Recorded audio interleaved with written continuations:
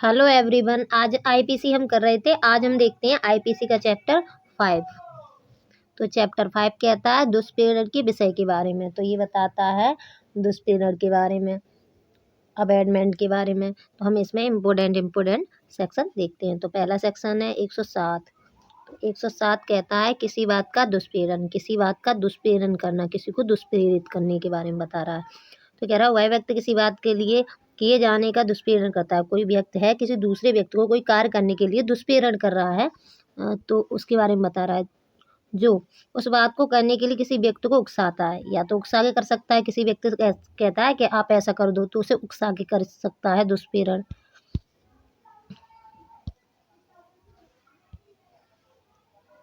दूसरा कह रहा है उस बात को करने के लिए किसी षड्यंत्र में एक या अधिक अन्य व्यक्तियों द्वारा या व्यक्तियों के साथ सम्मिलित होता है, यदि उस षड्यंत्र के अनुसरण में और उस बात को करने के उद्देश्य से कोई कार्य या अवैध लोभ घटित हो जाए। तो ये कह रहा है या तो उकसा के कर सकता है, दूसरा कह रहा है षड्यंत्र करके भी कर सकते हैं। किसी व्यक्ति को षड्यंत्र करते हैं और उसके द्वारा किसी व्यक्ति को दुष्प्रेरित करते हैं, अवैध लोभ घटित हो जाए। तो ये कह रहा है। आगे तीसरा बता रहा है उस बात के किए जाने में किसी कार्य को अवैध लोभ द्वारा आशय सहायता करके। तो सहायता करके भी दुष्प्रेरण किया जा सकता है कि मतलब जैसे कि कोई झगड़ा हो रहा है, तुमने उसे डंडा पकड़ा दिया, उसकी सहायता कर दी कि लो ले जाओ मारो। तो ये क्या है, ये आपने सहायता कर दी। तो किस तरह से दुष्प्रेरण हो सकता है, तो ये कह रहा है किसी व्यक्ति को उकसा के कर सकते हो आप दुष्प्रेरण, किसी व्यक्ति को षड्यंत्र करके भी दुष्प्रेरण हो सकता है, तीसरा कह रहा है सहायता करके भी दुष्प्रेरण हो सकता है। तो ये बताता है 107 दुष्प्रेरण के बारे में। अब आ जाता है सेक्शन 108। 108 बता रहा है दुष्प्रेरक, मतलब किस व्यक्ति, जो व्यक्ति उस व्यक्ति के बारे में बता रहा है जिसने उसे दुष्प्रेरणा दी है, मतलब दुष्प्रेरक, उसने कहा है कि आप ऐसा कर दो, उस व्यक्ति को कहते हैं दुष्प्रेरक। तो 108 बताता है दुष्प्रेरक के बारे में। तो कह रहा वह व्यक्ति अपराध का दुष्प्रेरण करता है, जो अपराध के किए जाने का दुष्प्रेरण करता है या किसी कार्य किए जाने का दुष्प्रेरण करता है।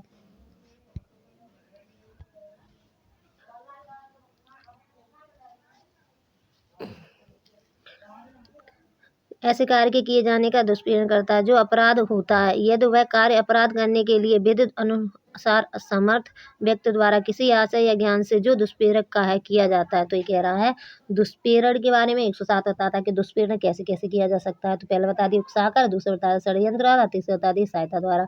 108 बताता है दुष्प्रेरक मतलब वो व्यक्ति जिसने उसे दुष्प्रेरण किया हो। तो उस व्यक्ति के बारे में बता रहा। तो ये कह रहा वह व्यक्ति जो किसी अपराधी को करने के लिए किसी को उकसाता है, षड्यंत्र द्वारा या उकसाकर, ये षड्यंत्र द्वारा या सहायता कर, मतलब किसी को दुष्प्रेरित कर रहा है, कार्य करने के लिए प्रेरित कर रहा है, तो ये उसे कहते हैं हम दुष्प्रेरक। तो ये होता है 108। कोई अपराध करने के लिए किसी को प्रेरित कर रहा है तो उसे हम कहते हैं दुष्प्रेरक, उस व्यक्ति को। तो ये बता दिया। अब आ जाते हैं 108A। 108 ये बताता है भारत के बाहर के अपराधों का दुष्प्रेरण। अभी बता दिया उसने, दुष्प्रेरण के बारे में बताया, फिर दुष्प्रेरक के बारे में बता रहा था। अब 108 ये बता रहा है कि भारत से बाहर के अपराधों का दुष्प्रेरण, भारत से बाहर के अपराधों के लिए दुष्प्रेरण के बारे में बता रहा है। तो ये कहता है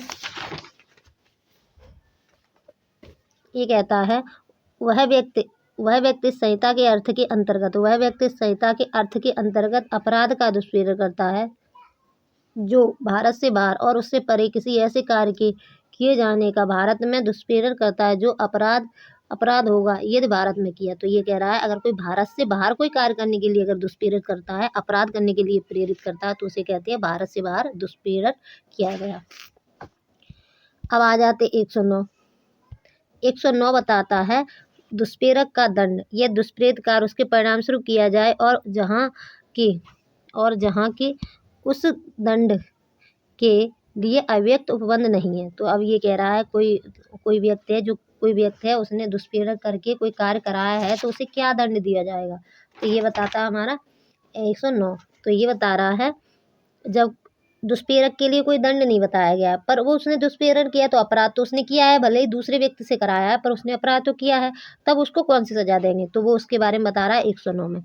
तो ये कह रहा है जो कोई किसी अपराध को दुष्प्रेरण करता है, मतलब किसी अपराध को करने के लिए प्रेरित करता है किसी को, यदि दुष्प्रेरक कार्य दुष्प्रेरण के परिणामस्वरूप किया जाता है और उसे दुष्प्रेरण के दंड के लिए इस संहिता द्वारा कोई अव्यक्त उपबंध नहीं है किया गया तो उस दंड से दंडित किया जाएगा जो उस अपराध के लिए उपबंधित है। तो ये कह रहा है और किसी ने किसी व्यक्ति को दुष्प्रेरित किया है कोई अपराध का करने के लिए तो फिर उसे कौन सा दंड दिया जाएगा। तो ये कह रहा है कि जो अपराध उसने किया है उसमें जो दंड दिया गया उस अपराध के लिए वही दंड अपराधी को दिया जाएगा, वही दुष्प्रेरक को दिया जाएगा। ये बताता हमारा 109।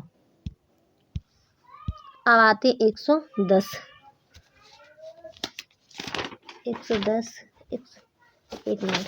अब इम्पोर्टेंट सेक्शन करेंगे। अब हम देखते हैं 114 बताता है अपराध किए जाते समय दुष्प्रेरक की उपस्थिति। अब कह रहा है अगर अपराध जो दुष्प्रेरक कर रहा था, जो अपराध करने के लिए प्रेरित कर रहा था, वो व्यक्ति वही अपराध हो रहा है वहीं उपस्थित है, तब क्या करेंगे। तो कह रहा है अपराध किए जाते समय दुष्प्रेरक की उपस्थिति। तो कह रहा है जब कभी कोई व्यक्ति जो अनुपस्थित होने पर दुष्प्रेरक के नाते दंडनीय होता है उस समय उपस्थित हो, अगर उसने दुष्प्रेरित किया है तो वो उस अपराध हो रहा है तब उपस्थित हो या ना हो फिर भी उसे दंड दिया जाएगा। पर ये 114 ये कहता है अगर वो दुष्प्रेरक अगर अपराध हो रहा है वहीं जब हो रहा है तब वो वहीं उपस्थित है तब क्या करेंगे। तो कह रहा है जब कभी कोई व्यक्ति जो अनुपस्थित होने पर दुष्प्रेरक के नाते दंडनीय होता है उस समय उपस्थित हो जब वह कार्य या अपराध किया जाए जिसके लिए वह दुष्प्रेरक के परिणामस्वरूप दंडनीय होता तब यह समझा जाए कि उसने ऐसा कार्य अपराध किया है। तो फिर क्या कह रहा है अगर दुष्प्रेरक अपराध किए जा रहा है वहाँ दुष्प्रेरक भी उपस्थित है तो फिर उसे वही दंड दिया जाएगा। ये समझा जाएगा कि इसने भी अपराध किया। तो कह रहा है यह समझा जाए कि उसने ऐसा कार्य या अपराध किया है। तो दोनों को क्या है अब उसी अपराध की सजा मिलेगी। अब आ जाते 115 कह रहा है मृत्यु या आजीवन कारावास से दंडनीय अपराध का दुष्प्रेरण यदि अपराध नहीं किया जाता है। तो ये कह रहा है मृत्यु या आजीवन कारावास से कोई दंडनीय अपराध है उसके लिए किसी व्यक्ति ने उसे दुष्प्रेरित किया है पर अपराध नहीं किया गया है। दुष्प्रेरण तो कर दिया पर अपराध नहीं हुआ है तो तब उसे क्या सजा मिलेगी। तो कह रहा है जो कोई मृत्यु आजीवन कारावास से दंडनीय अपराध किए जाने के लिए कोई दुष्प्रेरित करता है तो ये कहता है कि ये आप क्या करो किसी को मार दो, मतलब कोई ऐसा अपराध कर दो जिसमें मृत्यु आजीवन कारावास का दंड है। अगर वो अपराध करने के लिए दुष्प्रेरित करता है पर वो अपराध किया नहीं गया है तो कह रहा है यदि वह अपराध उस दुष्प्रेरण के परिणाम स्वरूप नहीं किया गया है और ऐसे दुष्प्रेरण के दंड के लिए अव्यक्त उपबंध इस संहिता में नहीं किया गया हो तो वह दोनों में से किसी बात के कारावास से जिसकी सजा 7 वर्ष तक की हो सकेगी दंडित किया जाएगा और जुर्माने से भी दंडनीय होगा। तो ये कह रहा है अगर कोई व्यक्ति है किसी ऐसे अपराध के लिए दुष्प्रेरित करता है जिसके लिए कारावास की सजा जिसमें दंड मृत्यु या आजीवन कारावास का दंड है उस अपराध को करने के लिए कोई व्यक्ति दुष्प्रेरित कर रहा है तो फिर उस व्यक्ति को जिसने उसे दुष्प्रेरित किया है उसे कितनी सजा दी जाएगी। तो जिसकी अवधि 7 वर्ष तक की हो सकेगी और जुर्माना से दंडित किया जाएगा। ये बताता है 115। अब इसका दूसरा स्टेप बता रहा है यदि अपहानि करने वाला कार्य परिणाम स्वरूप किया जाता है। तो कह रहा है यदि ऐसा कोई कार्य कर दिया जाए, मतलब अभी बता रहा था मृत्यु या आजीवन कारावास का अगर दंड है वो अपराध किया नहीं गया पर उसने दुष्प्रेरित कर दिया तो उसे 7 साल की सजा देंगे। अब कह रहा है उसने दुष्प्रेरित किया था अब वो कार्य कर भी दिया है तब क्या करेंगे। तो कह रहा है और यदि ऐसा कोई कार्य कर दिया जाए जिससे लिए दुष्प्रेरक या दुष्प्रेरण के परिणाम स्वरूप दायित्व के अधीन हो और जिससे किसी व्यक्ति की उपस्थिति कार्य तो दुष्प्रेरक दोनों में से किसी बात के कारावास से जिसकी अवधि 14 साल तक की हो सकेगी दंडनीय होगा और जुर्माने से भी दंडनीय हो। तो ये कह रहा है अगर वो कार्य कर दिया गया है तो उसे कितनी सजा देंगे 14 वर्ष तक का कारावास देंगे। ये बता रहा हमारा सेक्शन 15। अब आ जाते हैं 16।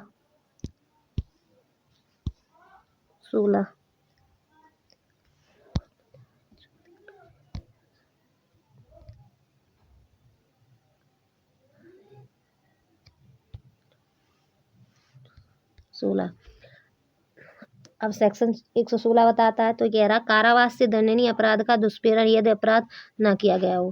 तो ये कह रहा कोई अपराध ऐसा है जो जिसमें कारावास की सजा है, कारावास का दंड दिया गया है और उस अपराध को करने के लिए दुष्प्रेरित कर दिया है किसी व्यक्ति ने पर उसने अभी अपराध नहीं किया पर दुष्प्रेरित तो कर दिया तो हम क्या सजा देंगे उस व्यक्ति को जिसने दुष्प्रेरण किया है। तो कह रहा कोई कारावास से दंडनीय अपराध का दुष्प्रेरण करेगा यदि वह अपराध उस दुष्प्रेरण के परिणामस्वरूप न किया जाए और ऐसे दुष्प्रेरण के दंड के लिए अव्यक्त उपबंध इस संहिता में नहीं है, तो वह उस अपराध के लिए उपबंधित किसी भांति के कारावास से जिसकी अवधि जो उस अपराध के संबंधित दीर्घतम अवधि के 1/4 भाग तक की हो सकेगी, और जुर्माना या ऐसे जुर्माने से जो उस अपराध के लिए उपबंधित होगा, या दोनों से दंडित किया जाएगा। तो ये कह रहा है 116 कि कोई अपराध ऐसा है जिसमें कारावास की सजा है, वो अपराध करने के लिए कोई व्यक्ति दूसरे व्यक्ति को दुष्प्रेरित कर रहा है, और उसने दुष्प्रेरित तो कर दिया है पर अभी अपराध नहीं हुआ है, तो फिर उस दुष्प्रेरक को क्या सजा देंगे? तो कह रहा है जो अपराध करने के लिए उसने उसे दुष्प्रेरित किया है उसमें जो सजा दे रखी कारावास की, उसकी 1/4 सजा हम दुष्प्रेरक को दे देंगे, और जुर्माना लगाएंगे, हो सकता है दोनों दे दें, दोनों से भी दंडित कर सकते हैं। तो ये बता रहा हमारा 116। अब देखते हैं हम इम्पोर्टेंट सेक्शन देखेंगे। अब देखते हैं हम आगे। अब देखते हैं हम चैप्टर 5A चैप्टर 5A आपराधिक षड्यंत्र के बारे में। इसमें 2 ही सेक्शन है, 120A और 120B। तो पहले हम देखते हैं 120A देखते हैं। तो 120A बताता है आपराधिक षड्यंत्र की परिभाषा। तो ये कह रहा है अपराध करने का षड्यंत्र के बारे में बता रहा है, आपराधिक षड्यंत्र की डेफिनेशन के बारे में बताता है 120A। तो ये कह रहा है जबकि 2 या अधिक व्यक्ति कोई अवैध कार्य या तो कोई अवैध कार्य, दो, पहले तो इसने कंडीशन लगा दी, 2 या 2 से अधिक व्यक्ति, ठीक है, कोई अवैध कार्य अथवा कोई ऐसा कार्य जो अवैध नहीं है अवैध साधनों द्वारा, या तो कोई अवैध कार्य और कोई अवैध कार्य नहीं है तो पर अवैध साधनों द्वारा करने या करवाने को सहमत होता है, मतलब करने के लिए तैयार हो जाता है, सहमत हो जाता है, तब ऐसी सहमति को आपराधिक षड्यंत्र कहलाती है। परंतु किसी अपराध को करने की सहमति के सिवाय कोई सहमति आपराधिक षड्यंत्र तब तक नहीं होगी जब तक कि सहमति के अलावा और कोई और कार्य उसके अनुसरण में उस सहमति के एक या अधिक पक्षकारों द्वारा नहीं किया गया हो।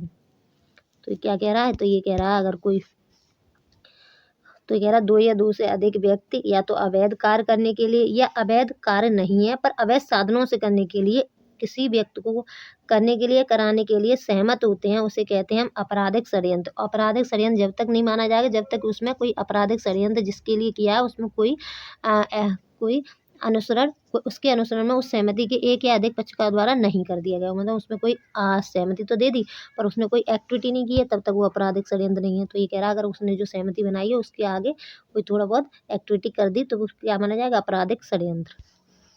आपराधिक षड्यंत्र के लिए सजा बताई गई है 120B में। तो कह रहा है आपराधिक षड्यंत्र के लिए दंड। तो पहला कह रहा है जो कोई मृत्यु या आजीवन कारावास या 2 वर्ष से अधिक के 2 वर्ष या उससे अधिक अवधि के कठिन कारावास से दंडनीय अपराध के आपराधिक षड्यंत्र के शरीर या कोई शरीक शामिल, मतलब यदि ऐसे षड्यंत्र के दंड के लिए इस संहिता में कोई अव्यक्त उपबंध नहीं है तो उसी प्रकार से दंड किया जाएगा मानो उसने ऐसे अपराध का दुष्प्रेरण किया हो। तो 120 ये कह रहा है कि कोई अपराध ऐसा है जिसके लिए वो आपराधिक षड्यंत्र कर रहे हैं, जिसमें षड्यंत्र बना रहे वो, उसमें क्या है, जो कोई मृत्यु या आजीवन कारावास या 2 वर्ष से अधिक के कठिन कारावास से कोई दंडनीय अपराध है उसके करने के लिए उन्होंने आपराधिक षड्यंत्र किया है, तब उनमें सजा कौन सी दी जाएगी? तो ये कह रहा है वो सजा दी जाएगी जो एक दुष्प्रेरक व्यक्ति होता उसे दी जाती, वही सजा षड्यंत्र करने वाले व्यक्ति को दी जाएगी। ये पहला स्टेप कह रहा है। अब इसका सेकंड क्या कह रहा है? इसका सेकंड ये कह रहा है जो कोई पूर्वोक्त रूप से दंडनीय अपराध को करने के आपराधिक षड्यंत्र से भिन्न किसी आपराधिक षड्यंत्र में शरीक होता है। अब ये कह रहा है ऊपर तो बता दिया आजीवन कारावास वाला या मृत्यु वाला अपराध है उसमें उसे करने के लिए शरीक होता है। अब ये कह रहा है जो कोई पूर्वोक्त रूप से दंडनीय, मतलब ऊपर बताए गए उन अपराधों को छोड़कर किसी और अपराध के षड्यंत्र करने में शरीक होता है, मतलब शामिल होता है, तो उसे कितनी सजा दी जाएगी? तो कह रहा है 6 मास तक की सजा, 6 मास से अधिक की नहीं होगी, और जुर्माना ये दोनों से भी दंडित किया जा सकता है। तो ये बता दिया हमारे 120B में। ये जो आपराधिक षड्यंत्र का दंड कैसे दिया जाएगा, तो पहले बता रहा है अगर कोई व्यक्ति है जो मृत्यु या आजीवन कारावास ये 2 वर्ष से अधिक के कोई अपराध है उससे करने के लिए अपराध की सजा है, उस अपराध को करने के लिए कोई षड्यंत्र करता है और उसमें शामिल भी होता है तो फिर उसे सजा दी जाएगी जो कि एक दुष्प्रेरक व्यक्ति को दी जाती। दुष्प्रेरण करने के लिए वो सजा षड्यंत्रकारी व्यक्ति को दी जाएगी, षड्यंत्र करने वाले को। सेकंड में ये कह रहा है कि जो ऊपर जो बताए गए हैं उससे अगर भिन्न कोई षड्यंत्र करने में कोई अपराध है, उसको भिन्न उस अपराध को करने में जो ऊपर बताए गए उनसे भिन्न अपराध को षड्यंत्र करने में कोई व्यक्ति शरीक होता है और उन्हें करता है, तो उसे कम से कम सजा दी जाएगी, जो 6 माह से कम की नहीं होगी, जुर्माना होगा और दोनों से भी दंडित किया जा सकता है। अब आ जाते हम चैप्टर 6। चैप्टर 6 बताता है राज्य के विरुद्ध अपराधों के विषय में। तो ये बताता है राज्य के विरुद्ध अपराधों के विषय में चैप्टर 6। तो इसमें पहला 121 कह रहा है भारत सरकार के विरुद्ध युद्ध करना या युद्ध करने का प्रयत्न करना या युद्ध करने का दुष्प्रेरण करना। तो कह रहा है भारत सरकार के विरुद्ध या तो युद्ध करना, युद्ध करने का प्रयत्न करना, या युद्ध करने का दुष्प्रेरण करना। तो 3 चीजें हो गई, या तो युद्ध करना, या उसका प्रयत्न करना, या युद्ध करने का दुष्प्रेरण करना। तो कहता है जो कोई भारत सरकार के विरुद्ध युद्ध करेगा, युद्ध करने का प्रयत्न करेगा या ऐसा युद्ध करने का दुष्प्रेरण करेगा, वह मृत्यु या आजीवन कारावास से दंडनीय किया जाएगा और जुर्माना भी लगाया जा सकता है, जुर्माना से भी दंडनीय होगा। तो ये क्या कह रहा है, अगर कोई व्यक्ति है जो भारत सरकार के विरुद्ध युद्ध करता है, युद्ध करने का प्रयत्न करता है, युद्ध करने का दुष्प्रेरण करता है, उसे मृत्यु या आजीवन कारावास का दंड और जुर्माना लगाया जाएगा। ये बताता हमारा 121। अब 121 ए क्या कह रहा है, 121 ये कह रहा है कि जो 121 में दे रखे हैं ऊपर, जो ऊपर वाली सेक्शन है 121 में, द्वारा दंडनीय अपराधों को करने का कोई षड्यंत्र करता है। तो ऊपर तो बता दिया क्या, तो युद्ध कर रहा है, युद्ध करने का प्रयत्न कर रहा है, युद्ध करने का दुष्प्रेरण कर रहा है। 121 ए बता रहा है कि 121 में जो अपराध बताए गए हैं, जो अपराध बताया गया उसको करने का अगर षड्यंत्र करता है तो फिर क्या सजा दी जाएगी।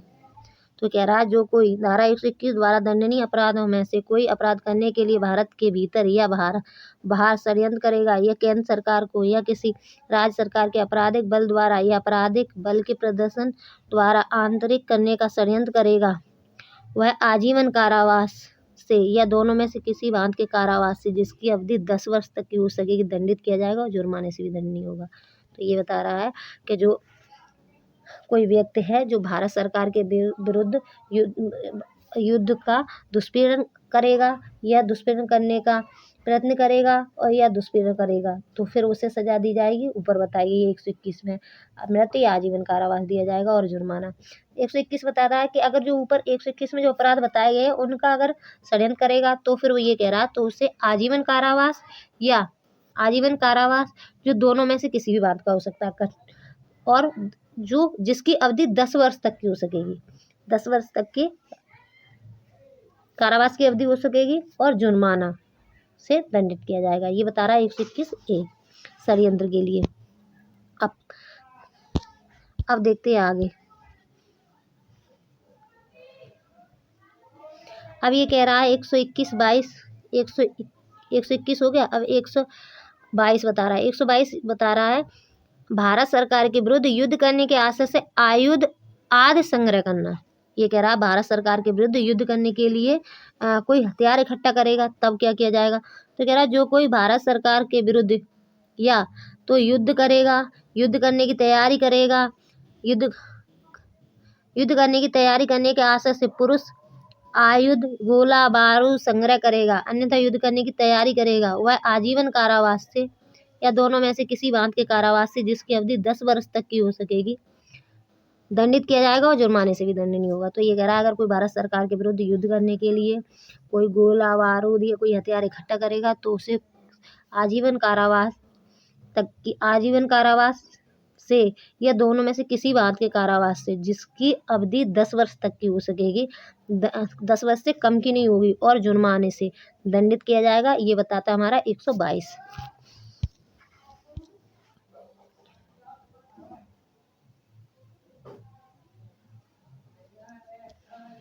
एक मिनट। हाँ, अब आ जाते हैं 123।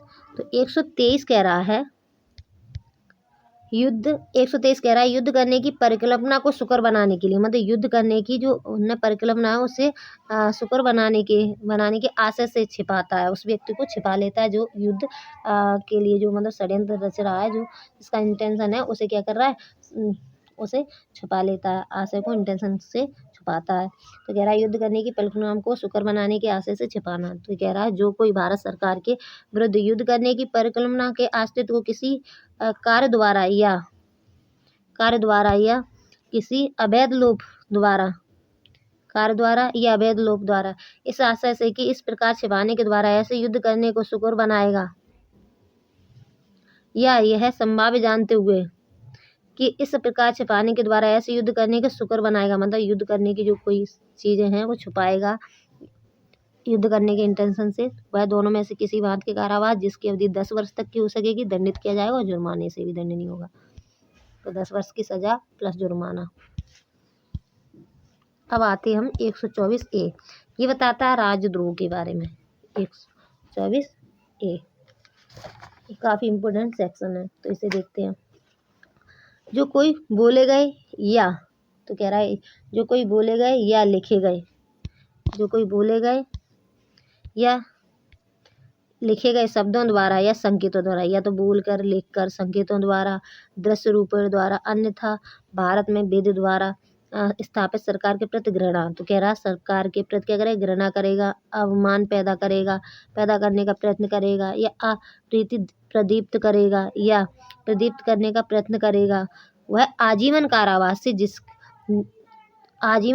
से जिसमें जुर्माना जोड़ा जाएगा, मतलब आजीवन कारावास और जुर्माना, या 3 वर्ष तक के कारावास से जिसमें जुर्माना जोड़ा जा सकेगा या जुर्माने से दंडित किया जाएगा। तो कह रहा है जो कोई राजद्रोह का अपराध करेगा उसे क्या बताया गया, उसे आजीवन कारावास से और जुर्माने से दंडित किया जाएगा, या 3 वर्ष तक की सजा और जुर्माने से दंडित किया जाएगा, ठीक है, या जुर्माने से दंडित किया जाएगा। तो ये 3 चीजें बता दी। अब देखते हैं, अब आते हैं हम, अब 130 पे आते हैं।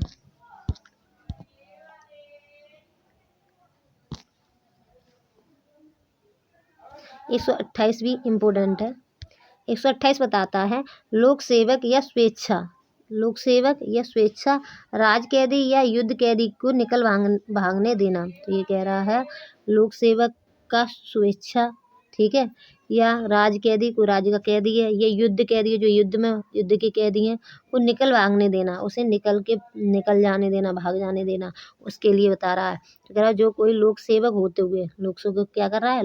होते हुए किसी राज कैदी या युद्ध कैदी को अवरक्षा में रखते हुए, उसकी अवरक्षा में, कस्टडी में, स्वेच्छा ऐसे कैदी को किसी स्थान से जिसमें ऐसा कैदी परिरुद्ध है, हाँ बंद है, वो निकल भागने देता है, मतलब उसे निकालने में उसकी हेल्प करता है, उसे भागने देता है, तो उस लोक सेवक को क्या किया जाएगा, सजा दी जाएगी। कितनी दी जाएगी, आजीवन कारावास में से, दोनों में से किसी बात का कारावास जिसकी अवधि कितनी होगी, 10 वर्ष तक की हो सकेगी, दंडित किया जाएगा और जुर्माने से भी दंड नहीं होगा। तो ये बता रहा है हमारा सेक्शन 128। तो 128 कह रहा है कि हाँ 128 कह रहा है कोई लोक सेवक होते हुए क्या कर रहा है, कोई व्यक्ति है जो राज कैदी है, युद्ध कैदी है, उसे निकल भागने दे रहा है, तो उसे क्या किया जाएगा, आजीवन कारावास दिया जाएगा। तो दोनों बातें में से कैसा भी हो सकता है, और जो आजीवन कारावास है उसकी अवधि 10 वर्ष से कम तक की हो सकेगी, 10 वर्ष तक की हो सकेगी, दंडित किया जाएगा और जुर्माने से भी दंड नहीं किया जाएगा।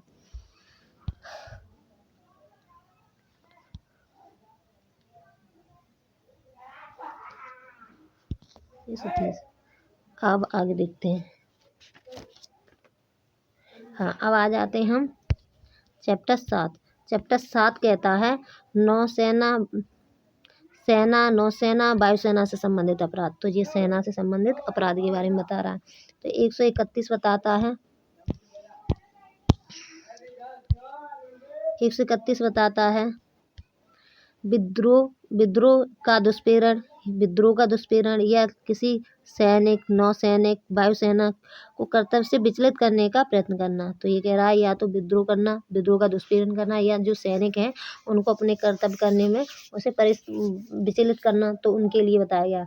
तो कह रहा है जो कोई भारत सरकार के किसी सेना, नौसेना, वायुसेना के ऑफिसर, सैनिक, नौसैनिक, वायुसेना द्वारा विद्रोह किए जाने पर दुष्प्रेरण करेगा, या तो विद्रोह करने के लिए दुष्प्रेरण करेगा, या किसी ऐसे ऑफिसर, नौसैनिक, वायुसैनिक को उसकी राजनिष्ठा या उसके कर्तव्य को विचलित करने का प्रयत्न करेगा, ठीक है, उसे विचलित करने के लिए विचलित करेगा, प्रयत्न करेगा तो आजीवन कारावास से, तो उसे कितनी सजा दी जाएगी? आजीवन कारावास या दोनों में से किसी बात का कारावास, जिसकी अवधि कितनी हो सकेगी? 10 वर्ष तक की हो सकेगी, और जुर्माने से भी दंडनीय किया जाएगा कोई। तो ये कह रहा है 131, विद्रोह का दुष्प्रेरण या किसी नौसैनिक, वायुसैनिक या सैनिक को क्या कर रहा है, वो उसके कर्तव्य पालन से दुष्प्रेरण कर रहा है, उसको विचलित कर रहा है, तो फिर उसे कितनी सजा दी जाएगी? आजीवन कारावास की सजा, जो 10 वर्ष तक की हो सकेगी, और जो दोनों में से किसी भी बात की हो सकती है, सादा या कठिन। हाँ, 10 वर्ष तक की हो सकेगी, और जुर्माने से भी दंडनीय किया जाएगा। अब सेक्शन देखते हैं 132। 132 बता रहा है विद्रोह का दुष्प्रेरण यदि उसमें परिणाम स्वरूप विद्रोह किया जाए। तो ये कह रहा है अगर कोई व्यक्ति है जिसने जो विद्रोह का दुष्प्रेरण कर रहा है और उसने दुष्प्रेरण कर दिया, इस वजह से विद्रोह हो भी गया, तो उसे क्या सजा दी जाएगी? तो 132 बताता है जो कोई भारत सरकार के सेना, नौसेना या वायुसेना के ऑफिसर या सैनिक, नौसैनिक, वायुसैनिक द्वारा विद्रोह किए जाने का दुष्प्रेरण करेगा, तो वो ये कह रहा है कि सेना के जो लोग हैं, वायुसेना, जल सेना, थल सेना के जो लोग हैं, उन्हें विद्रोह करने के लिए दुष्प्रेरित करेगा। या दुष्प्रेरण कि विद्रोह हो जाए और दुष्प्रेरित किया और उससे क्या होगा? विद्रोह भी हो गया, तो उस दुष्प्रेरित व्यक्ति है उसे मृत्यु या आजीवन कारावास सजा दी जाएगी। मृत्यु या आजीवन कारावास या दोनों में से किसी बात के कारावास से, जिसकी अवधि 10 वर्ष तक की हो सकेगी, दंडित किया जाएगा, और जुर्माने से भी दंडनीय होगा। तो ये बता दिया हमारा 132। अब आ जाते हैं 133। 133 कह रहा है सैनिक, नौसैनिक, वायुसैनिक द्वारा अपने वरिष्ठ ऑफिसर पर, जबकि वह ऑफिसर अपने पद निष्पादन में हो, हमले का दुष्प्रेरण करेगा। तो कह रहा है सैनिक, नौसैनिक या वायुसैनिक द्वारा अपने वरिष्ठ ऑफिसर पर, जबकि वह ऑफिसर अपने पद निष्पादन में हो, हमले का दुष्प्रेरण करता है, तब क्या कह रहा है? तो ये कह रहा है जो कोई भारत सरकार की सेना, नौसेना, वायुसेना के ऑफिसर, सैनिक, नौसैनिक, वायुसेना द्वारा किसी वरिष्ठ ऑफिसर पर, जबकि वह ऑफिसर अपने पद पर निष्पादन में है, हमले का दुष्प्रेरण करेगा, मतलब सेना, वायुसेना, नौसेना से क्या कर रहा है? उसे दुष्प्रेरित कर रहा है, कोई वरिष्ठ ऑफिसर है उस पर हमला करने के लिए, तो फिर कह रहा हुआ है दोनों में से किसी बात के कारावास जिसकी अवधि 3 वर्ष तक की हो सकेगी, और जुर्माने से क्या किया जाएगा? दंडित किया जाएगा। ये कह रहा है हमारा 133। तो ये कह रहा है कोई जो सेना है, वायुसेना, जल सेना, थल सेना, उसमें कोई व्यक्ति क्या कर रहा है? उन्हें दुष्प्रेरित करता है, कोई वरिष्ठ ऑफिसर को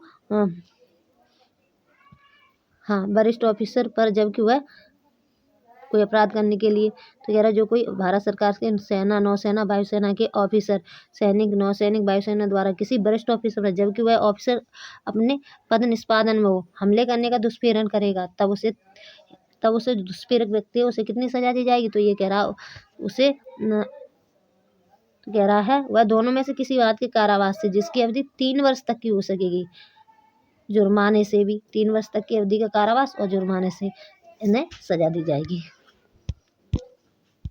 अब 134 कहता है ऐसे हमले का दुष्प्रेरण यदि हमला किया जाए। तो कह रहा कोई ऐसा हमला करे, ऐसे हमले का दुष्प्रेरण यदि हमला किया जाए।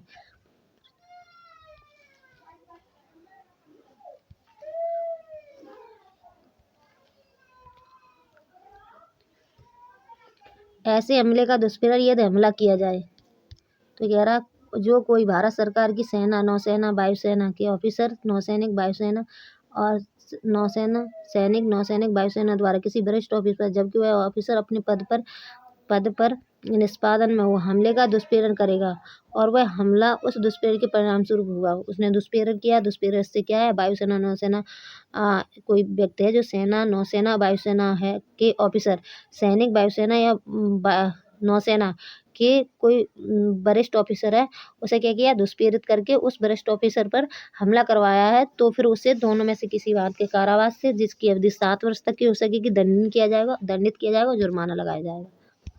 अब आ जाते 135। 135 कह रहा है सेना, नौसेना, वायुसेना अव्यक्त का दुष्प्रेरण करता है, तो अभितेजन का दुष्प्रेरण करता है, तब क्या होगा? तो जो कोई भारत सरकार की सेना, नौसेना, वायुसेना के ऑफिसर, सैनिक, नौसैनिक, वायुसेना द्वारा अभितेजन किए जाने का दुष्प्रेरण करेगा वह दोनों में से किसी बात के कारावास जिसकी अवधि 2 वर्ष तक की हो सकेगी दंडित किया जाएगा। और जुर्माना भी लगाया जा सकता है या दोनों से दंडित किया जा सकता है। अब आ जाते हैं 136। 136 कह रहा है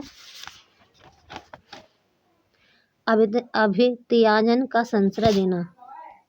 तो कह रहा है जो कोई सिवाय आत्मिक पश्चात यथा अपवाद के यह जानते हुए कि यह विश्वास करने का कारण रखते हुए भारत सरकार की सेना, नौसेना, वायुसेना के किसी ऑफिसर, मतलब सेना, नौसेना, वायुसेना की कोई ऑफिसर है, सैनिक, नौसैनिक, वायुसेना के अभित्याजन किया है, ऐसे ऑफिसर सैनिक, नौसैनिक, वायुसेना का संश्रय देगा। तो उसे क्या कर रहा है, उसे संश्रय दे रहा है दोनों में से किसी बात के कारावास से जिसकी अवधि 2 वर्ष तक की हो सकेगी, जुर्माना भी या जुर्माने से या दोनों से दंडित किया जाएगा। ये बताता है हमारा 136 को। अगर कोई व्यक्ति है जो अभित्यंजन का संश्रय दे रहा है, सैनिक, वायुसैनिक, यह सैनिक, वायुसैनिक या नौसैनिक व्यक्ति है ने अभित्यंजन किया है और उसे क्या कर रहे हैं, उसे संश्रय भी दे रहे हैं, तो उसे कितनी सजा दी जाएगी। तो कह रहा है वह दोनों में से किसी बात की कारावास से जिसकी अवधि 2 वर्ष तक की हो सकेगी या जुर्माने से या दोनों से दंडित किया जा सकता है।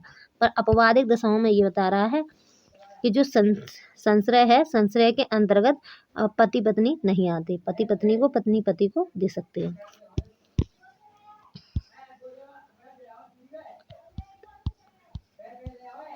एक 140 कह रहा है सैनिक, नौसैनिक, वायुसेना।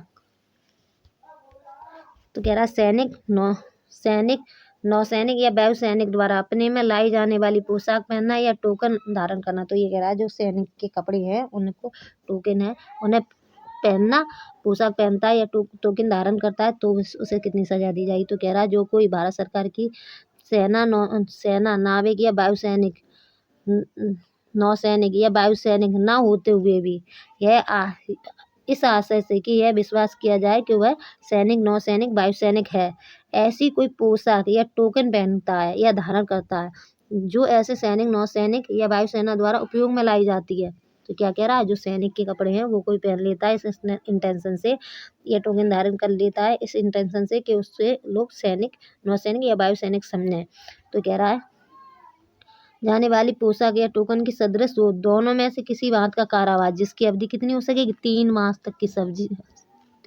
तक की सजा हो सकेगी या जुर्माने से जो 500 रुपये तक का हो सकेगा, ये दोनों से दंडित किया जाएगा। तो कितने, अगर कोई सैनिक, नौसैनिक, वायुसैनिक की पोशाक पहनता है या टोकन धारण करता है तो उसे सजा दी जाएगी, दोनों में से किसी प्रकार की हो सकती है और वो सजा 3 मास तक की होगी और 500 रुपये का जुर्माना।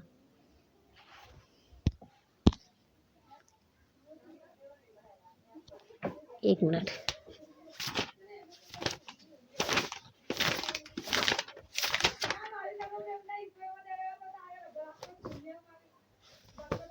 अब आ जाते हम चैप्टर 8। चैप्टर 8 बताता है लोक प्रशांति के विरुद्ध अपराधों के विषय में। तो कह रहा है लोक प्रशांति के विरुद्ध अपराधों के विषय में। तो कह रहा है 141 को बताता है कि विध विरुद्ध जमाव। तो विध विरुद्ध जमाव के बारे में बता रहा है 141। तो ये कह रहा है 5 या अधिक व्यक्तियों या जमाव विध विरुद्ध जमाव कहा जाता है। ये दोनों में उन व्यक्तियों को, तो ये कह रहा है 5 या 5 से अधिक व्यक्ति हैं वो अगर कहीं इकट्ठे हो जाते हैं तो उसे हम विध विरुद्ध जमाव कहा जाता है। ये दोनों व्यक्तियों ने क्या क्या किया वो बता रहा है, क्या क्या किया। तो पहला बता रहा है केंद्र सरकार को या किसी राज्य सरकार को या संसद को या किसी राज्य विधानमंडल को या किसी लोक सेवक को, जबकि ऐसे लोक सेवक विधिपूर्ण शक्ति का प्रयोग कर रहे हैं, आपराधिक बल के प्रदर्शन द्वारा आतंकित करता है। तो ये क्या कह रहा है, तो ये कह रहा है कब विरुद्ध जवाब समझा जाएगा। तो ये कह रहा है 5 या 5 से अधिक व्यक्ति हैं वो इकट्ठे हो जाते हैं और क्या करते हैं, नीचे पॉइंट दे रखे हैं। पहला पॉइंट है केंद्र सरकार, राज्य सरकार या संसद या राज्य विधानसभा या कोई लोक ऑफिसर है जो अपना विधिपूर्ण शक्तियों का प्रयोग कर रहा है, तब क्या करते हैं, आपराधिक बल का प्रदर्शन करते हैं, आतंकित करते हैं। तो फिर उसे क्या माना जाएगा, उसे विध विरुद्ध जवाब माना जाएगा। दूसरा कह रहा है किसी विधि के या किसी वैध आदेश के निष्पादन को प्रतिरोध करते हैं इकट्ठा होके, तो फिर क्या किया जाएगा, वो भी विध विरुद्ध जवाब माना जाएगा। तीसरा बता रहा है किसी राष्ट्रीय आपराधिक अत्याचार या अन्य अपराध करते हैं तब भी उसे क्या माना जाएगा, विरुद्ध जमाव माना जाएगा। चौथा कह रहा है किसी व्यक्ति पर आपराधिक बल द्वारा या आपराधिक प्रदर्शन द्वारा, या तो आपराधिक बल द्वारा या आपराधिक प्रदर्शन द्वारा संपत्ति का कब्जा लेना या अभिप्राप्त करना, या किसी व्यक्ति को किसी मार्ग का अधिकार के उपभोग से या जल के उपभोग करने के अधिकार का या अन्य अमूर्त अधिकार से जिसका कब्जा रखता हो या उपभोग करता हो वंचित करना, या किसी अधिकार या अनुमति अधिकार को प्रदत्त करना, अथवा तो ये क्या माना जाएगा, ये भी एक विरुद्ध जमाव माना जाएगा। तो ये पांचवा पॉइंट ये कह रहा है कि किसी व्यक्ति द्वारा आपराधिक बल द्वारा या आपराधिक प्रदर्शन द्वारा कोई संपत्ति है, कोई कब्जा है या कोई अधिकार है, उसे क्या करते या उपभोग करता हो उसे वंचित करना, या किसी अधिकार को अनुमति अधिकार को प्रवर्तित करना, तो ये क्या माना जाएगा, विरुद्ध जमाव माना जाएगा। पांचवा कह रहा है आपराधिक बल द्वारा या आपराधिक प्रदर्शन द्वारा किसी व्यक्ति को वह करने के लिए जिसे करने के लिए वह वैध रूप से आबद्ध ना हो, लोप करने के लिए जिसे करने का वह वैध रूप से हकदार हो, विवश करना, तो इसे भी क्या माना जाएगा, हम आपराधिक, इसे हम विरुद्ध जमाव मानेंगे। अब आ जाते हैं हम 142 में। 142 कहता है विरुद्ध जमाव के सदस्य। अब विरुद्ध जमाव के सदस्य होंगे तो क्या किया जाएगा, तो कह रहा है जो कोई उन तथ्यों से परिचित होते हुए, मतलब विरुद्ध वाले जो तथ्य हैं उनसे परिचित होते हुए जो किसी जमाव में को विरुद्ध जमाव बनाते हैं उस जमाव में आशय सम्मिलित होता है। मतलब जो विरुद्ध जमाव हुआ है उसमें इंटेंशन के द्वारा ही सम्मिलित हुआ है, उसे पता है कि जो विरुद्ध जमाव किया जा रहा है फिर भी वो सम्मिलित हुआ है, वह विरुद्ध जमाव का सदस्य कहा जाएगा। तो फिर उसे क्या माना जाएगा कि विरुद्ध जमाव का ये भी सदस्य है। अब 143 कह रहा है विरुद्ध जमाव वाले व्यक्ति हैं उनको क्या सजा दी जाएगी, तो ये कह रहा है जो कोई विरुद्ध जमाव का सदस्य होगा वह दोनों में से किसी बात के कारावास से जिसकी अवधि 6 मास तक की हो सकेगी या जुर्माना, या दोनों से दंडित किया जाएगा। तो ये कह रहा है अगर कोई व्यक्ति है जो विरुद्ध जमाव में सम्मिलित होता है तो उसके लिए सजा दी जाएगी, वो दोनों में से किसी प्रकार की हो सकती है जिसकी अवधि 6 मास तक की होगी, या जुर्माना, या दोनों से दंडित किया जा सकता है। अब 144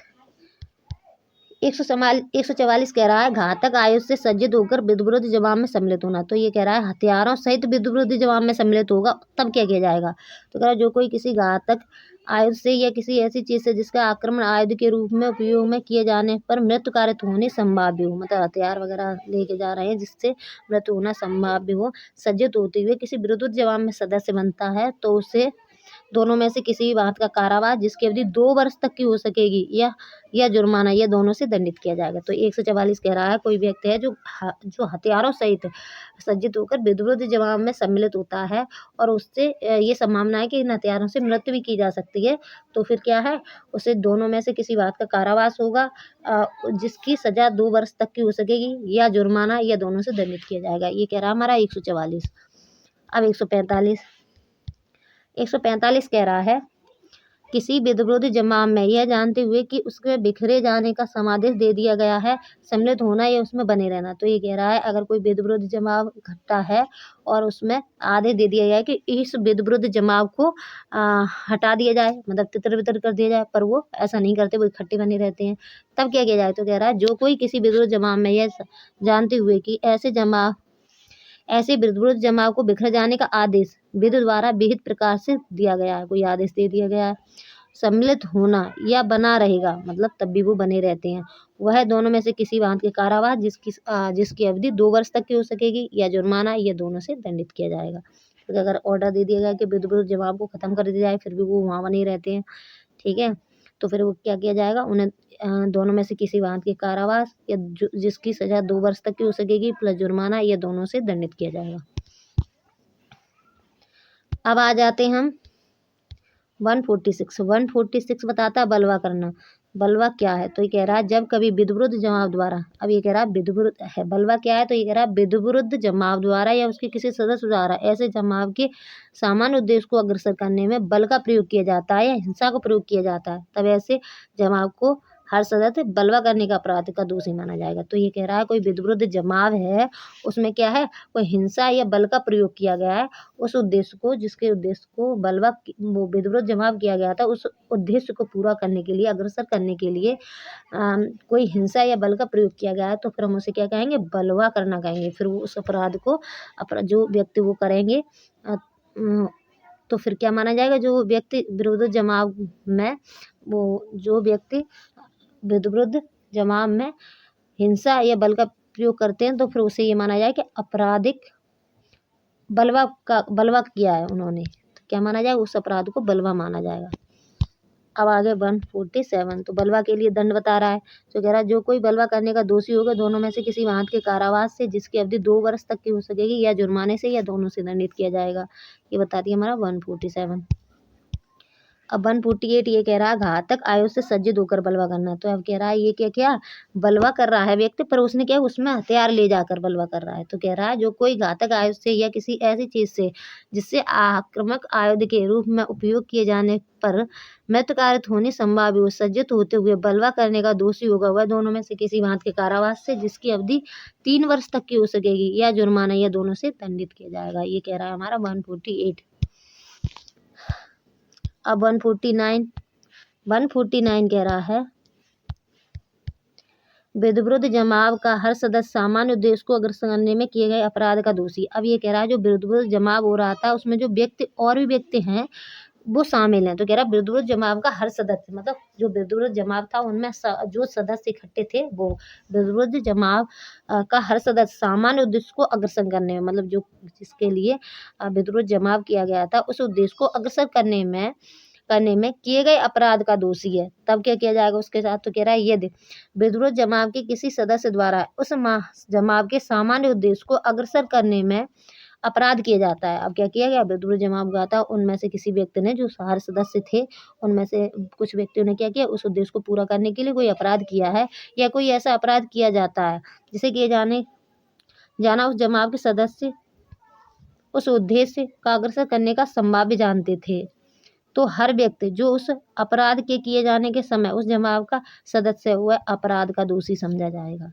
तो क्या माना जाएगा, वो विधिविरुद्ध जमाव में जो व्यक्ति इकट्ठे हैं उन सबको क्या माना जाएगा, उस विधिविरुद्ध जमाव के अपराध के दोषी माने जाएंगे। 150 कहता है विधिविरुद्ध जमाव में सम्मिलित करने के लिए व्यक्तियों को भाड़े पर लेना या भाड़े लेने के लिए प्रतिकूल मौनानुकूलता करना। तो ये कह रहा है विधिविरुद्ध जमाव करने के लिए व्यक्तियों की क्या किया, भाड़े पर लेना या भाड़े पर लेने के प्रति मौनानुकूलता करना। तो फिर क्या माना जाएगा, तो उन्हें क्या दंड दिया जाएगा, उसके बारे में बता रहा है कि चुप रहता है कोई व्यक्ति। तो कह रहा है विधिविरुद्ध जमाव में सम्मिलित करने के लिए व्यक्तियों को भाड़े पर ले रहा है या भाड़े पर लेने के प्रति मौनानुकूलता है, तब क्या किया जाएगा। तो कह रहा है जो कोई ऐसे व्यक्ति को किसी अपराध विधिविरुद्ध जमाव में सम्मिलित होने या उसका सदस्य बनने के लिए भाड़े पर लेगा, वचनबद्ध या नियोजित करेगा, भाड़े पर लिए जाने का वचनबद्ध या नियोजित करने का प्रयत्न करेगा, उसके प्रति मौनानुकूलता बना रखेगा, वह ऐसे विधिविरुद्ध जमाव का सदस्य के रूप में किसी ऐसे व्यक्ति द्वारा जिससे विधिविरुद्ध जमाव का सदस्य के नाते भाड़े पर लेने, वचनबद्ध, नियोजन, अनुसरण में किए किसी भी अपराध के लिए उसी प्रकार से दंडनीय होगा, मानो वह ऐसे विधिविरुद्ध जमाव का सदस्य रहा हो और उसने अपराध स्वयं किया हो।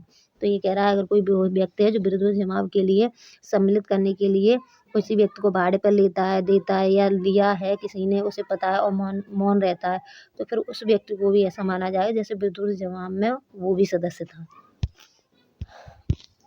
151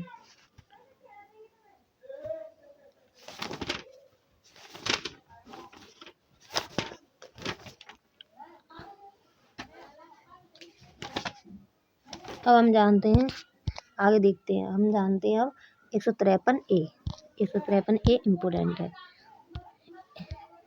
153 ये कहता है धर्म, मूल वंश, जन्म स्थान, निवास स्थान, भाषा इत्यादि के आधार पर विभिन्न समूहों के बीच शत्रुता का प्रवर्तन और साधुत्व बने रहने पर प्रतिकूल प्रभाव डालने वाले कार्य करना। तो ये कह रहा है धर्म या मूल वंश या जात, धर्म, मूल वंश, जन्म स्थान या निवास स्थान या भाषा के आधार पर दो समूहों में कोई शत्रुता करवाता है या प्रतिकूल प्रभाव डालने वाले कार्य करता है तब के बारे में बता रहा है, तो उसे सजा दी जाएगी। तो ये अपराध माना गया है। तो इसमें बताया गया है। तो पहला बता रहा है बोले गए या लिखे गए कैसे कैसे किया जा सकता है। बोलकर, लिखकर, संकेतों द्वारा, दृश्य रूपों द्वारा, अन्यथा विभिन्न धार्मिक मूलवंश भाषाएं, प्रादेशिक समूह, जाति या जातियां या समूहों के बीच असौहार्द या शत्रुता, घृणा, वैमनस्यता की भावना, धर्म, मूलवंश, जन्म स्थान, निवास, भाषा, जाति, समुदाय के आधार पर या अन्य किसी आधार पर संप्रेरित करना या प्रेरित करने का प्रयत्न करना अथवा। तो ये बता दिया। ठीक है।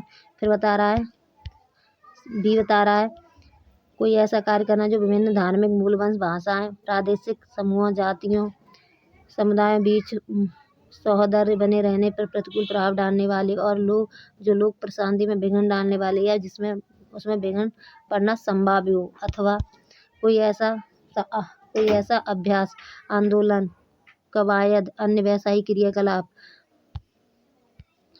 इस आशय से संचालित करना कि ऐसे क्रियाकलाप के भाग लेने वाले व्यक्ति धार्मिक मूलवंश, जाति, भाषा, प्रादेशिक जातियां या समुदाय विरुद्ध आपराधिक बल, हिंसा प्रयोग करने के लिए प्रशिक्षित किए जाएं या यह संभाव्य जानते हुए संचालित करेगा कि ऐसे क्रियाकलाप में भाग लेने वाले व्यक्ति किसी धार्मिक मूलवंश, भाषा या प्रादेशिक समूह या जाति या समुदाय के विरुद्ध आपराधिक बल या हिंसा का प्रयोग करने के लिए प्रशिक्षित किए जाएंगे अथवा ऐसे क्रियाकलाप में उस आशय से भाग लेने के किसी धार्मिक मूलवंश, भाषाएं, प्रादेशिक समूह, गीत, समुदाय आपराधिक बल, हिंसा का प्रयोग करने के लिए प्रशिक्षित किए जाएं या संभाव्य जानते हुए भाग लेना कि ऐसे क्रियाकलाप भाग लेने पर व्यक्ति धार्मिक मूलवंश, भाषा, प्रादेशिक समूह, जाति, समुदाय विरुद्ध आपराधिक बल, हिंसा का प्रयोग करने के लिए प्रशिक्षित किए जाएं या ऐसे क्रियाकलाप को धार्मिक मूलवंश, भाषा, प्रादेशिक समूह, जाति, समुदाय सदस्यों के बीच चाहे किसी भी कारण से भय, संत्रास, असुरक्षा की भावना उत्पन्न होती हो या उत्पन्न होने की संभावना हो, वह कारावास से जिसकी अवधि 3 वर्ष तक की हो सकेगी या जुर्माने से, ये दोनों से दंडित किया जाएगा। तो ये पहला ये कह रहा है। तो ये ऊपर ये बता रहा है कि 153 ये कि धर्म, मूलवंश, जन्म स्थान या निवास स्थान या भाषा के आधार पर 2 समूह हैं, उनमें शत्रुता करना या ऐसा कार्य करना जिससे उस पर प्रतिकूल प्रभाव पड़े किसी भी तरीका से। तो अगर कोई ऐसा व्यक्ति ऐसा करता है तो उसे कारावास जिसकी अवधि 3 वर्ष तक की हो सकेगी या जुर्माने से, या दोनों से दंडित किया जाएगा। अब सेकंड पॉइंट ये बताता है पूजा के स्थान में किया गया अपराध। अभी तक बता दिया, ऊपर बता दिया कि धर्म, मूलवंश, जन्म स्थान, निवास स्थान या भाषा के आधार पर अगर कोई 2 समूह है उनमें अगर आप शत्रुता या कोई ऐसा करते हैं जिससे उनमें प्रतिकूल प्रभाव पड़े, प्रभाव डालने वाले कार्य करे, तब के लिए बता दिया 3 वर्ष तक का कारावास। अब सेकंड ये बता रहा है कि पूजा के स्थान में किया गया अपराध तब क्या होगा। तो कह रहा है जो कोई अपराध फर्स्ट में निर्दिष्ट अपराध किसी पूजा के स्थान पर करता है। तो ये कह रहा है जो ऊपर बताए गए हैं उनमें से कोई अपराध वो कोई पूजा के स्थान है, किसी जमाम में या धार्मिक या पूजा या धार्मिक काम करने में लगा हुआ है, हो सकेगा वह कारावास से जो 5 वर्ष तक का हो सकेगा दंडित किया जाएगा और जुर्माने से भी दंडित नहीं होगा। तो ये कह रहा है कोई पूजा के स्थान पर अगर ऐसा कोई कार्य किया जाता है तो कह रहा है पूजा के स्थान आदि में किया गया अपराध। तो कह रहा है जो कोई अपराध उपधारा 1 में विनिष्ट अपराध किसी पूजा के स्थान में किया जाता है या किसी जमाम में जो धार्मिक पूजा या धार्मिक कर्म करने में लगा हुआ है, अगर वहाँ किया जाता है तो फिर उस व्यक्ति को जो कारावास दिया जाएगा उसकी 5 साल तक की सजा हो सकेगी, उससे दंडित किया जाएगा और जुर्माने से भी दंडित किया जाएगा। अब देखते हैं। हाँ, अब ये बताता है 153 ए। तो कह रहा है किसी जुलूस में जानबूझकर कोई जुलूस निकाला जा रहा है, उसमें जानबूझ के क्या कर रहा है आयुध ले जाना या किसी समूह, ड्रिल, सामूहिक प्रशिक्षण, आयुध संचालन या आयोजित करना या उसमें भाग लेने के लिए दंड। तो कह रहा है कोई जुलूस निकाला जा रहा है, उसमें क्या है ये लोग जानबूझ के हथियार ले जा रहे हैं या सामूहिक प्रशिक्षण का आयुध संचालित करना, तो उसके लिए बता रहा है तब उन्हें क्या सजा दी जाएगी। तो ये कह रहा है जो कोई किसी सार्वजनिक स्थान में दंड प्रक्रिया संहिता 1973 की धारा 144 ए के अधीन जारी की गई किसी लोक सूचना या किए गए किसी आदेश के उल्लंघन में कोई जुलूस में जानबूझकर आयुध ले जाता है, सामूहिक ड्रिल, सामूहिक प्रशिक्षण या आयुध रहित जानबूझकर संचालन आयोजन करता है और उसमें भाग लेता है, तो वह कारावास से जिसकी अवधि 6 मास तक की हो सकेगी या जुर्माने से जो 2,000 रुपये तक का हो सकेगा दंडित किया जाएगा। ये बताता है 153A।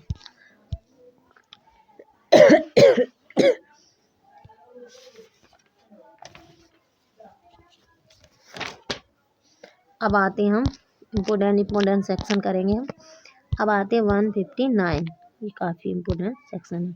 अब ये दंगा के बारे में बताता है 159। तो ये कह रहा है दंगा क्या है, तो ये कह रहा है जबकि दो या दो से अधिक व्यक्ति लोक स्थान में लड़कर लोक शांति में विघ्न डाल देता है, वह यह समझा जाता है कि वह दंगा कर रहे हैं। तो ये कह रहा है कोई दो से अधिक व्यक्ति हैं, कोई पब्लिक प्लेस है, वहाँ कोई लड़ाई झगड़ा करते हैं या कोई दंगा करते हैं, तो फिर उसे क्या शांति, जिससे लोक शांति में विघ्न पड़े, तो फिर हम उसे क्या मानेंगे कि वो दंगा कर रहे हैं। अब दंगा के लिए दंड है 160 में। तो ये कह रहा जो कोई दंगा करेगा वह दोनों में से किसी भांति के कारावास से जिसकी अवधि 1 महीने तक की हो सकेगी। कितनी सजा दी जाएगी जो दंगा करेगा उसे? 1 महीने तक की सजा और 100 रुपये तक का जुर्माना या दोनों से दंडित किया जाएगा। ये बताता है हमारा 160। अब आ जाते हैं हम चैप्टर 9 पे। चैप्टर 9 हम अगली वीडियो में करेंगे। Thank you.